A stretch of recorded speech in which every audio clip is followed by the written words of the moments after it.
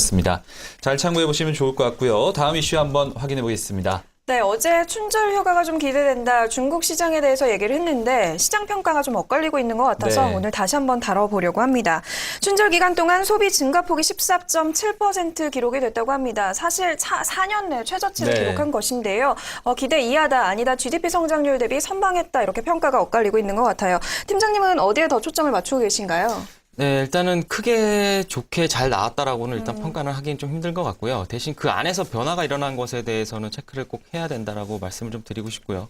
그래서 기대보다는 일단 저조했습니다. 뭐 증가는 하긴 했지만 증가폭에 대해서 좀 의심을 좀 사는 그러한 상황이 나왔는데 내용을 보시게 되면 고소득층보다는 약간 중이나 이제 저소득층의 소비가 좀 많이 일어났고 그리고 제품들이 과거에는 약간 먹는 것과 입는 것 쪽으로 좀 많이 쏠렸던 것에 비해서 지금 좀 IT 기기들이 조금 증가했다. 소비 쪽에서 좀 증가한 것이 좀 눈에 띄는 지금 변화라고 좀 보여지고 있고요. 그래서 이러한 내용들 속에서 새롭게 중국을 바라보는 시각이 뭐 과거에는 조금 기간 산업 쪽으로 좀 갔었다면 이제는 소비 쪽에서도 1차 산업보다는 2차, 3차까지 스마트 IT까지 좀 넘어가게 되는 소비 패턴으로 좀 변화가 일어나고 있기 때문에 이런 쪽으로 좀 생각을 좀 많이 하시면서 투자를 어떻게 보면은 과거는 뭐 음식료 쪽이나 이런 화장품 쪽이 중국 투자 수혜주라고 좀 말씀을 드릴 수 있었겠지만 이제는 그것까지 포함해서 이제 IT 쪽도 같이 봐야 된다라는 것을 좀 말씀을 꼭 드리고 싶고요. 특히 IT 기기에 대한 선물 같은 것들이 이번 춘절 기간에 많이 일어났다라고 말이 나오고 있기 때문에 그래서 중국의 로컬 업체들에 대한 IT 수요가 상당히 많았고 그래서 그런 로컬 업체들한테 좀 납품을 좀 하고 있는 업체들에 대해서는 국내 증시 투자에서는 하나의 또 아이디어가 될 수 있다라고 좀 말씀을 드릴 수 있을 것 같고요. 또 하나는 역시 국내에 방문하는 중국인들이 좀 많이 늘어났다라는 것이 좀 안정적으로 꾸준하게 늘어나고 있다라는 것이 가장 큰 포인트인 것 같고 그래서 유통 쪽이나 백화점 쪽에 대해서는 이러한 기간이나 소비 여력이 있는 그러한 중국인들의 좀 방문이 잦아지는 시기에서는 꼭 투자할 수 있을 만한 그러한 섹터라고 좀 보시면 될 것 같습니다. 네, 최근에 엔저 현상에 의해서 관광객만 보더라도 일본인 관광객은 굉장히 많이 줄어들었고 중국인 관광객에 오히려 우리나라는 많이 기대를 하고 있는 것 같습니다. 어제 나온 뉴스를 보니까 중국은 그동안 세계의 공장 역할을 했었는데 이제는 세계의 소비 시장 역할로 역할이 전환되고 있다는 의견이 나오고 있습니다. 사실 이런 얘기가 나온다면 지금쯤에는 투자에도 다른 전략을 좀 펼쳐야 하지 않을까 생각이 되는데요. 중국 관련주 중에 탑픽 종목을 꼽아본다면 어떤 종목 있겠습니까? 일단은 기본적으로 스탠스를 잡는 게 소비 쪽에서는 꼭 하나 정도는 있어야 된다고 생각하는데요. 그래서 소비 중에서 과연 과거의 오리온처럼 그렇게 꾸준하게 올라갈 수 있는 종목이 뭐가 있을까라고 말씀을 하자면 저는 메일유업이라고 좀 꼽고 싶은데 일단 유아 쪽에 관한 시장이나 이제 분유 쪽 시장에서도 메일유업이 상당히 중국에서 선전을 하고 있는 것으로 나타나고 있고요. 그래서 앞으로도 충분한 많은 성장을 이룰 것이 좀 어떻게 보면 자명하기 때문에 메일유업에 대해서는 뭐 중장기 투자자로서는 꼭 적합한 종목이라고 중국을 보신다면 꼭 말씀을 좀 드리고 싶고요. IT 부품 쪽에서는 로컬 업체들한테 좀 납품을 하고 있는 업체들이 뭐 옵트론텍이나 나노스나 아니면 뭐 아모텍이나 이노칩과 같은 IT 부품주들 중에서 중국 로컬 업체들한테 좀 활로를 열어둔 업체들한테는 꼭 한번 지켜보시라고 말씀드리고 싶습니다. 네, 알겠습니다. 중국과 관련해서 몇 가지 종목이 선정이 됐습니다. 메일 유업 그리고 IT 관련 종목으로는 아모텍과 나노스, 이노칩 선정됐다고 하니까 좀 참고해서 살펴보시는 게 좋을 것 같습니다. 자, 오늘 마지막으로 무선 충전기 관련 이슈 한번 살펴볼게요. 올해부터 무선 충전기 상용화가 본격 이뤄질 것이다라는 뉴스가 나오면서 시장 관심을 한몸에 받고 있는 것 같은데요. 자, 팀장님 우선 무선 충전 기술에 대해서 간략하게 살펴보고요. 종목 얘기로 넘어가도록 할게요.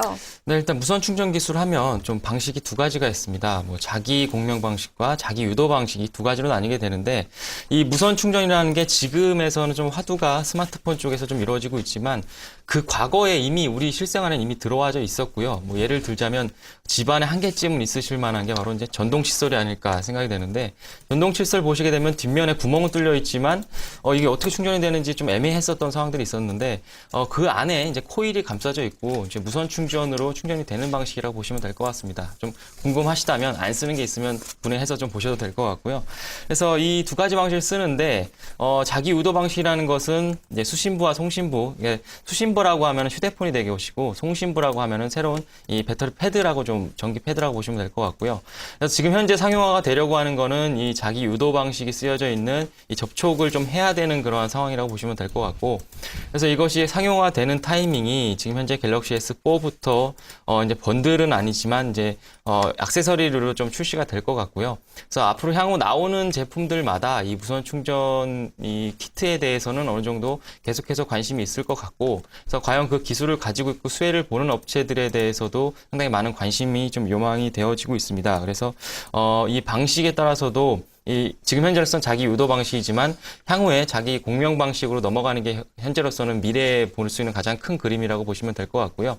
이 자기 공명 방식이라는 것은 예를 들자면 이런 스튜디오 안에서 이 수신부가 만약에 휴대폰을 가지고 있다면 이 송신부를 이 스튜디오 안에 있다면 가만히만 놔두게 되더라도 이 공간 안에서 충전이 되는 방식이기 때문에 음식점이나 커피숍 같은 데서 충분히 활용도가 높다라고 좀 보시면 될 것 같고, 그래서 이러한 세상이 오는 거는 언제쯤이 될 것이냐라고 좀 예측을 다들 하고 있지만 한 내년 후반이나 내후년 정도는 돼야 우리가 실상을 해서 좀 접할 수 있기 때문에 지금 당장으로서는 이 자기 유도 방식인 지금 현재로서 휴대폰에 적용되려고 하는 이런 방식에 대해서 수혜지를 좀 찾는 것이 시급하다고 생각하고 있습니다.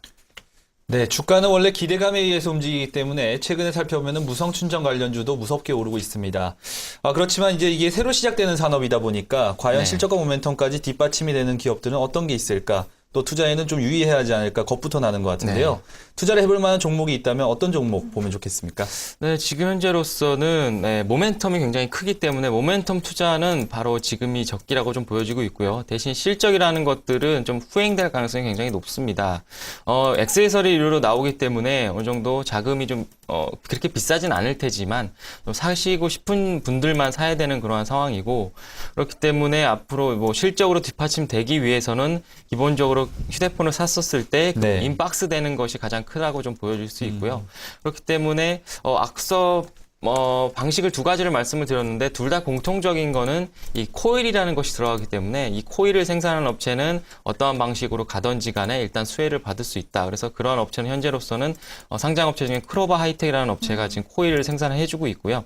그리고 갤럭시 S4에 적용될 무선 충전 키트 같은 경우는 완제품을 RF텍 쪽에서 지금 현재 생산할 것이라고 얘기가 나오고 있고 좀 가능성이 높은 것으로 현재 점쳐지고 있기 때문에 RF텍에 대해서는 일단 주가가 많이 올랐지만서도 모멘텀으로서 관심을 가져야 된다고 보고 있고요. 후발주자로는 동양 EMP가 같은 무선 충전 방식의 기술을 사용해서 상용화 단계에 좀 접어들고 있기 때문에 이 세 업체에 대해서는 관심을 꼭 가지라고 말씀드리고 싶습니다.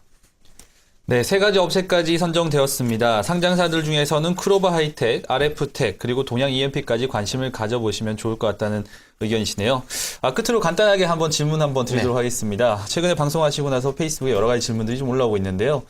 그렇다면은 그 무선 충전 관련된 종목들에 대한 상담이 좀 많이 나오고 있는데 무선 충전 관련주 단순하게 기술적으로 본다면 한 몇 % 정도 상승 여력이 남았다고 보시는 게 좋을까요? 어떻게 보십니까? 지금 현재로서는 실적이 받쳐주지 않고 있고 네. 모멘텀 가지고만 있고 있기 때문에 어느 정도 어떻게 보면은 이 상향에 대해서 리밸류에이션이 지금 되고 있는 단계에서는 한 상승 여력이 그렇게 높지 않다라고 좀 보고 있습니다. 일단 이미 주가로서 선반영이 다 되었고 제품이 나온다라고 하는 그 타이밍에 있어서 주가가 약간은 조금 하락할 가능성이 좀 높다고 좀 보고 있기 때문에 투자를 하신다면 지금으로서 하신다면 위로 상향을 업사이드를 크게 보지는 마시고요. 한 10% 정도만 상향 좀 보시고 실제로 제품이 나온 이후에는 모멘텀 소멸로 인해서 실적은 나중에 향후에 뒷받침되기 때문에 일단은 수익 실현을 좀 하시는 방향 쪽으로 매매를 하신다면 좀 더 좋지 않을까 생각합니다. 네, 지금 시점에서 종목에 대한 관심이 있으신 분들이라면 단기적으로 목표가를 설정하시고 들어가시는 게 좋을 것 같네요. 네, 이렇게 세 가지 이슈에 대해서 다양한 얘기 나눠봤습니다. 지금까지 허재원 팀장과 얘기 나눠봤습니다. 팀장님 오늘 말씀 고맙습니다. 네, 감사합니다. 감사합니다.